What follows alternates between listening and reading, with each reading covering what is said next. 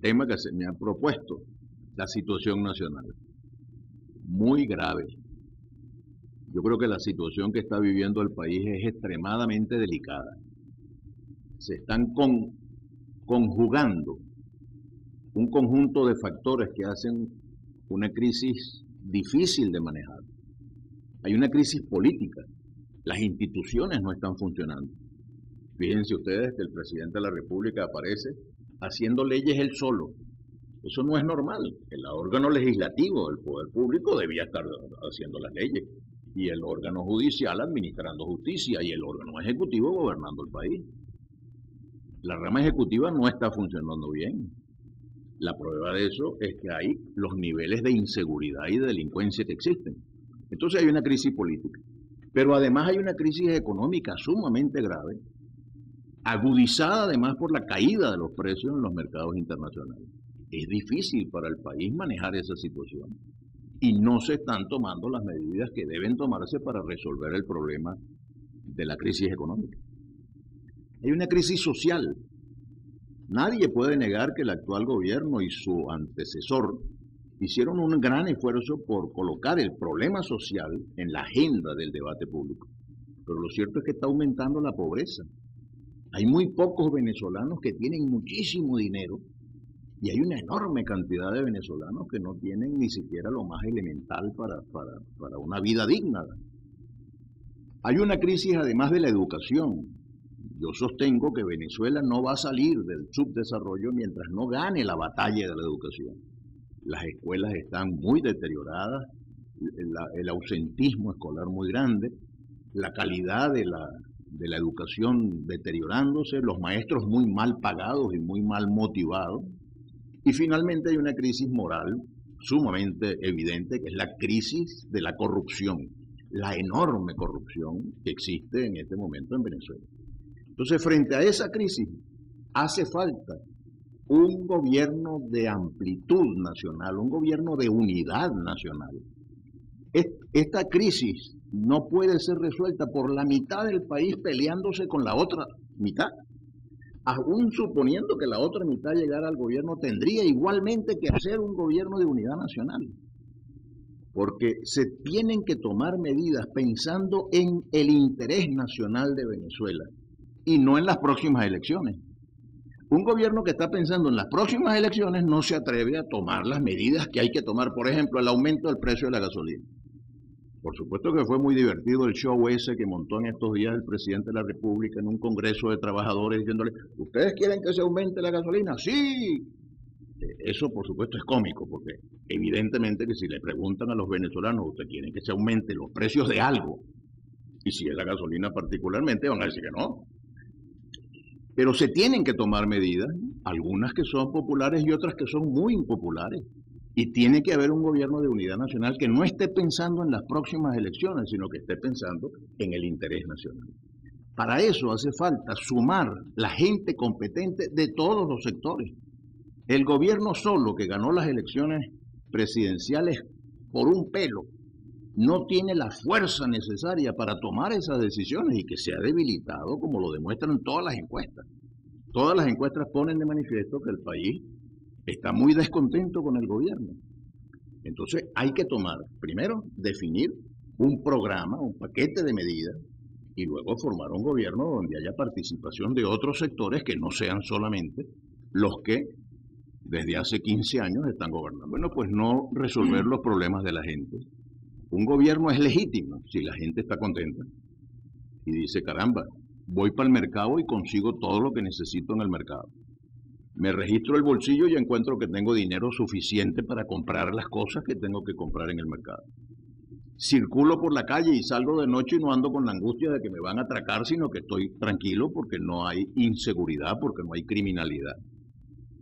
Prendo la luz y funciona la luz eléctrica y no se me va la luz de vez en cuando para deteriorarme la nevera o los aparatos eléctricos que tengo en la casa. Tengo agua, tengo buenas escuelas, tengo buenos hospitales, tengo un buen servicio de vialidad y de comunicaciones y de transporte público. Bueno, yo estoy contento con el gobierno si eso fuera así. ¿Por qué las encuestas dicen que el gobierno está deslegitimado? Porque el gobierno no resuelve los problemas de la gente.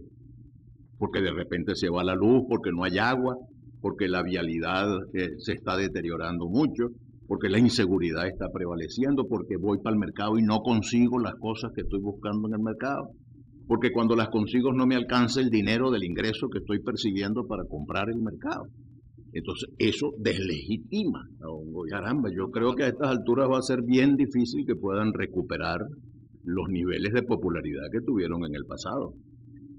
Durante el gobierno del presidente Chávez, evidentemente, pues, la mayoría de los electores claramente estuvo a favor del presidente Chávez y de su gobierno en varias elecciones. Con la circunstancia de que las elecciones en Venezuela desde hace mucho tiempo no son equitativas. Normalmente participa un partido que es el que está a favor del gobierno, que tiene todo el presupuesto nacional y todos los recursos del Estado para financiar su campaña, y la oposición que tiene recursos mucho más limitados que los que tiene el oficialismo. Pero por encima de esa circunstancia, lo cierto es que han sacado mayorías muy importantes en este momento. Si le hacemos caso a todas las encuestas, porque no es una encuesta por aquí, otra por allá, todas coinciden en señalar que la mayoría del país no está contenta con el gobierno. Entonces, ¿se podrá recuperar el gobierno? A lo mejor. En política cualquier cosa es posible. De repente podría ocurrir que, sobre todo si el gobierno anuncia un paquete de medidas importantes, un programa de medidas para corregir los problemas, y anuncia un gobierno de amplitud nacional, pues de repente puede remontarse en las encuestas y recuperar fuerza. Hay otra cosa que es importante para una democracia, pensando en Venezuela, así como es importante que el gobierno se legitime resolviendo los problemas de la gente, es importante que en una democracia exista una alternativa seria que merezca la confianza de los venezolanos, de modo que si el gobierno no se recupera, haya una fuerza que tenga un programa claro, un liderazgo responsable, una propuesta de unidad nacional para el país, y yo creo que eso también es una asignatura pendiente en la democracia. Pues mira, no queda otra dentro de la cultura democrática que construir una nueva mayoría. Alternativas mágicas no existen. Hay algunas gentes que piensan, si cambiamos la Constitución, cambia todo.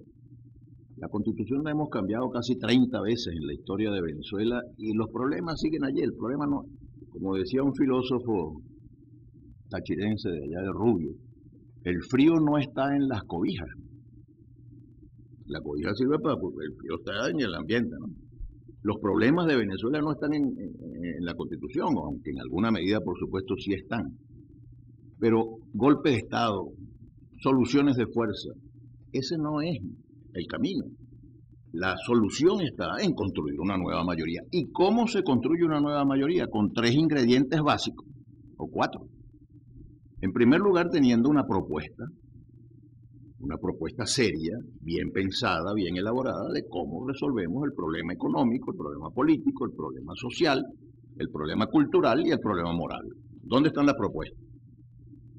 Un primer elemento para construir una nueva mayoría es un programa claro. Enseguida, una organización eficiente. Hay que organizarse en toda la extensión de la geografía venezolana y hablar con todos los sectores del país para construir esa nueva mayoría. Y finalmente, una estrategia inteligente. ¿Qué llamo yo en este momento una estrategia inteligente? Una estrategia inclusiva. No es la oposición que le gana al gobierno o el gobierno que le gana a la oposición.